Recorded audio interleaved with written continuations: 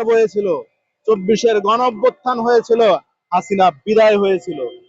তারেক রহমান শেখ হাসিনার চোখে একজন বড় ধরনের মাফিয়া ছিল, সেই জন্যই তারেক রহমানকে গ্রেপ্তার করতে হয়েছে। আপনারা জানেন মেট্রো রেলের প্রধান আসামি করা হয়েছিল তারেক রহমানকে, এবং টিভি সেন্টারের প্রধান আসামি করা হয়েছিল তারেক রহমানকে।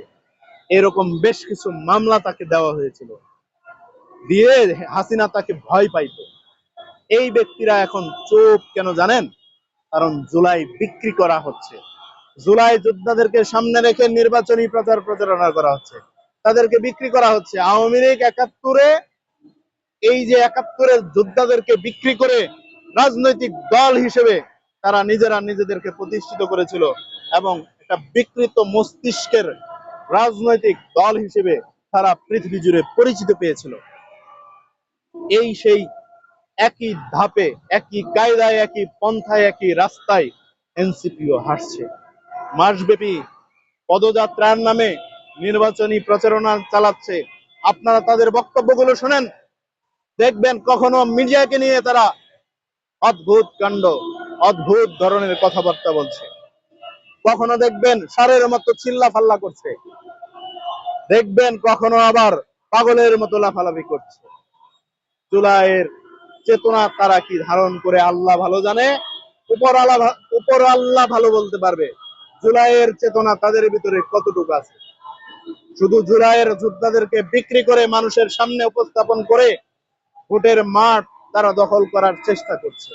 ভোটের মাঠ এত সহজ না, ভোটের মাঠ খুব কঠিন এবং পিচ্ছিল।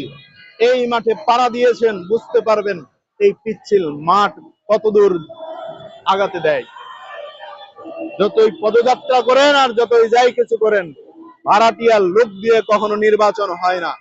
ভাড়াটিয়ার লোক দিয়ে কখনো নির্বাচন করে ক্ষমতার চেয়ারে বসা যায় না। আপনারা জানেন এনসিপির বিভিন্ন প্রোগ্রামে 500 টাকা দিবে আর খিচুড়ি দিবে বলে লোক নিয়ে আসছে। আমি সেই জায়গা থেকে আওয়ামী লীগকে একটা ধন্যবাদ দিই।